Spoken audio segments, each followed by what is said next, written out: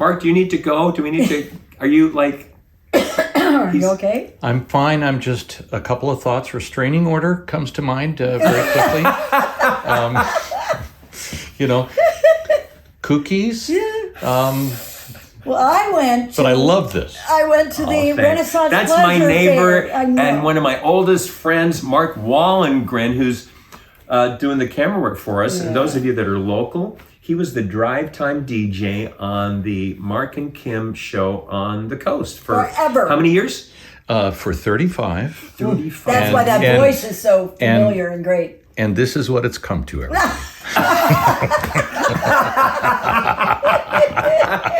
Yeah, checks in the mail, Mark. Oh no, I love this. And I, grew up with the King family, known you since you were 13, 14 years old.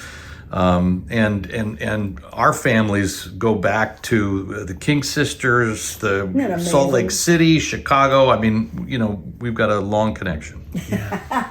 But the stories get better the more I'm around. I'm hearing this stuff for the first time. Well, I used to love to go to the Renaissance fairs.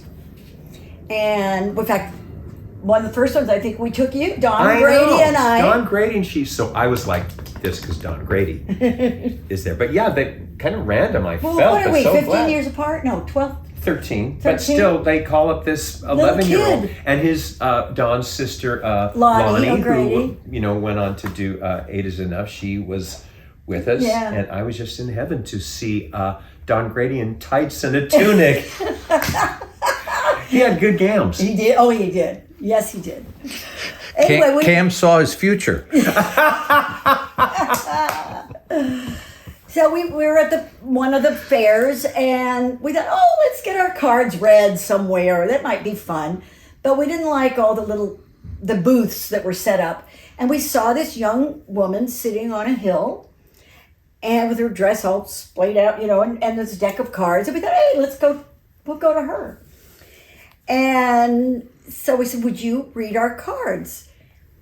And she read mine, and she said, I see a dark-haired girl that's going to come into your life, and you are going to take her in.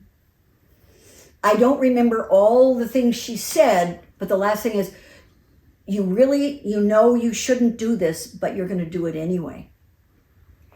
And I didn't know that part of the story. Yeah. I mean, that was...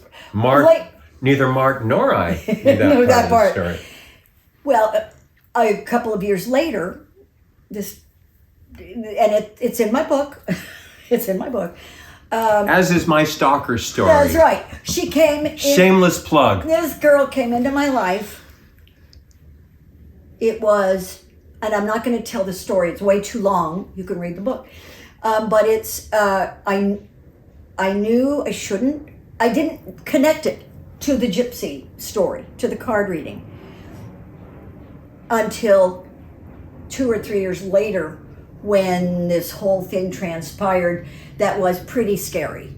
It was really with the ghost flapping in the breeze in my yard and banging on my doors and please let me in, I'm freezing, and breaking into my house and and laying in my bed with my nightgown and her hair cut in my style. It was and having to send her, call police on her. But after this was all over, it was like a year later, and I went, oh my gosh, this was foretold, by this. Whose coming was foretold. And she said, I remember her saying, you're going to do it, but you shouldn't. Wow. Isn't that? I know. Crazy. That's amazing. Yeah, and it was a couple of years of my life of hell. Wow. I have some other stories in the book that I'm not going to do now. I have just a couple of things I want to share. One is Tina's sister Kathy. She and I had gone to Disney Hall to watch this Christmas concert, and we're in the back, high up in the orchestra. The theater's rather has the audience is almost amphitheater style, and we always wait for everybody to leave, and then we sit there and just enjoy the theater by ourselves. And we're just kind of chatting like Tina and I are. The one of the ushers, in his sweet little uniform, is way down by the orchestra pit, with a broom doing his thing. And again, Kathy and I are just kind of talking like that. And from down there, we hear this voice go, "I love your work, Mr. Clark." Oh. Now, I had not announced. One of the things I regret, I was gracious and I waved and said, "Thank you." I regret that. And if you're watching this, first of all, he didn't know my name, but he knew my sound and didn't even say, "Are you Mr. Clark?" He went, "I love your work, Mr. Clark." I wish I had gone, "Kathy, hold my coat," and gone down. Because I'm usually better than that. Anyway, if you're watching, I'm going to say what? He was calling to make reservations for us at a restaurant in Hollywood. And he gets a phone and he says, "Yes, I'd like a table for whatever." I don't remember. I don't know where she's going with "Yes, this. put it under Cam Clark." And he said, "Liquid Snake." I don't remember this. Oh yeah, and he said, "Oh my That's gosh." a character, a villain that I did that everyone loves from Metal Gear Solid. He said, "Oh my gosh, oh, absolutely anything you want." I thought this guy was going to faint on the phone. You don't remember that? I do. It's all coming back to me. It was so wonderful. Oh. I know. Well, I have a sweet story. Okay, and then I have one more, and then we might even cut this up into a couple of episodes. And I've got it on my phone because I couldn't remember. Wait.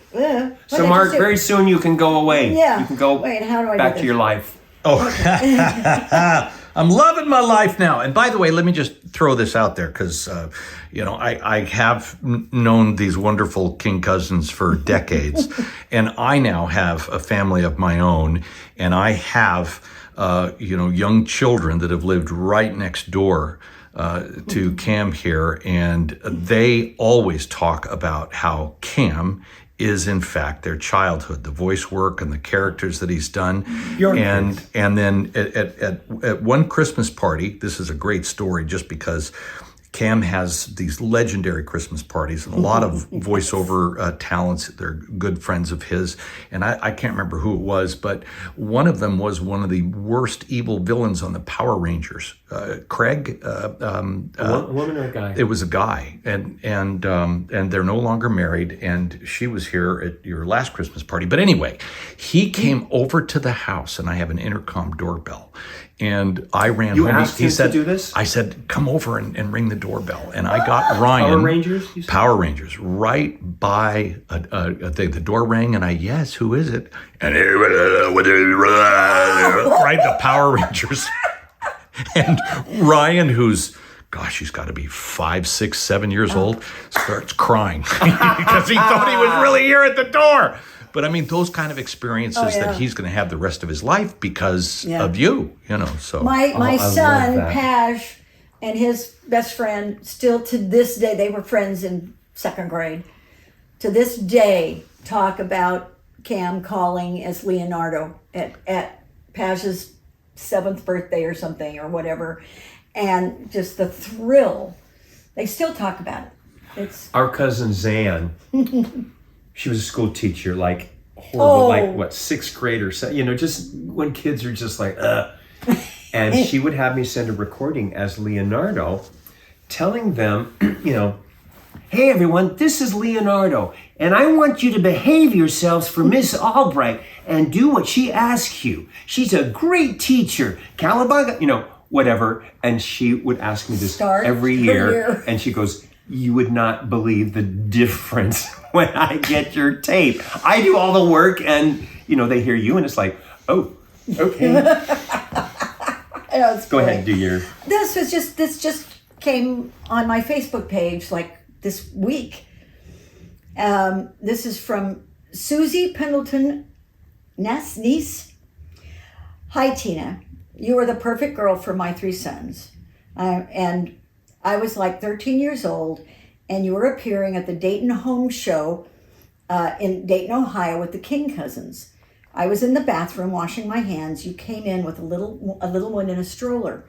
I think he was tired, and being you, we're not going to go in the stall. We're trying to figure out how to get into the stall. And I asked, and you asked if I would keep an eye on him for you. Your little one was too cute and so sweet. When I watched you and my 3 sons, I just fell in love with you.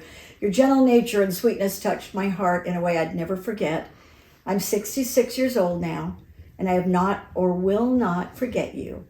You even thanked me when you were on stage. It has meant more to me than any possession I've ever known. I just wanted you to know this. Thank you, Susie.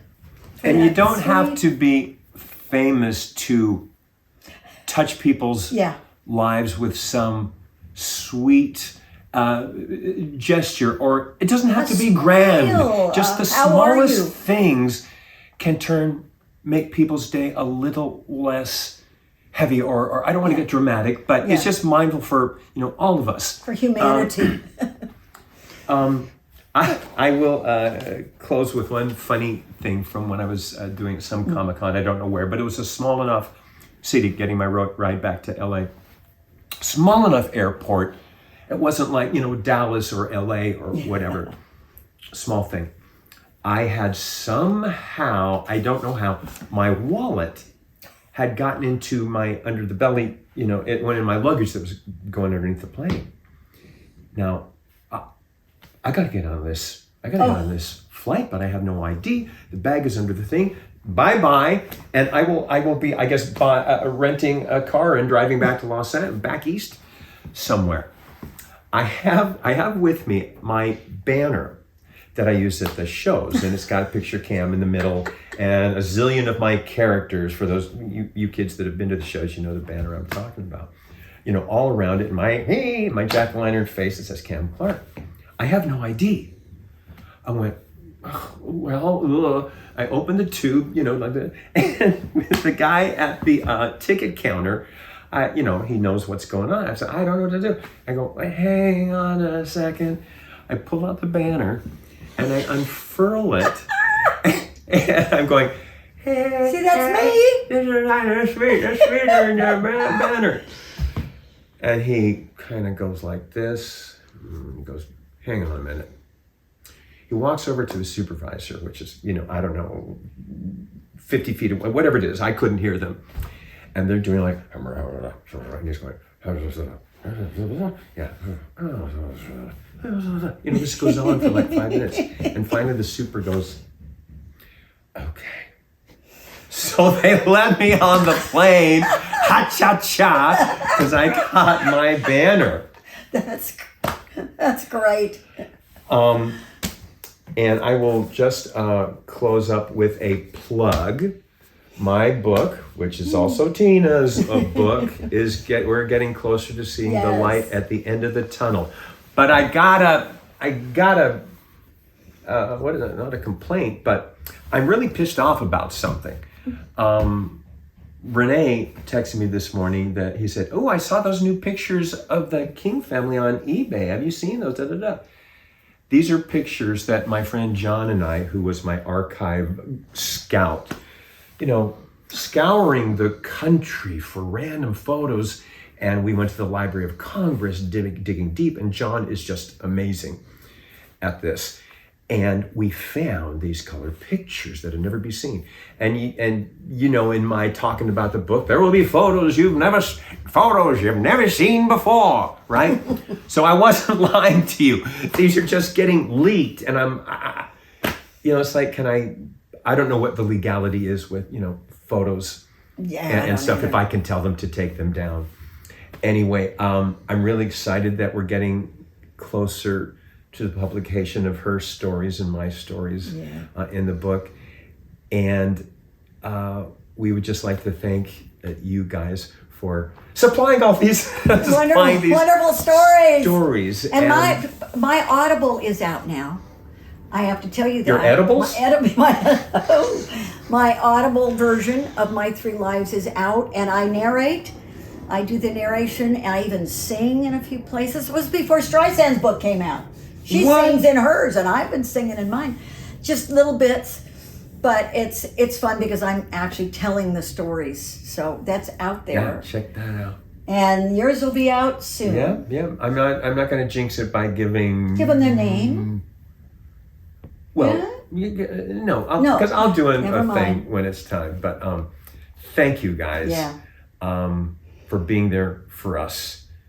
And we appreciate having had the opportunity to be with you. Yeah, for making our life so rich in a way that, Especially that drunk lady who yelled at my mom for having her little kid work for her. So thanks so much, everyone. I love you, Tina. I love you too, Cammy. So happy camcorder and Tina time. Love you guys. Bye.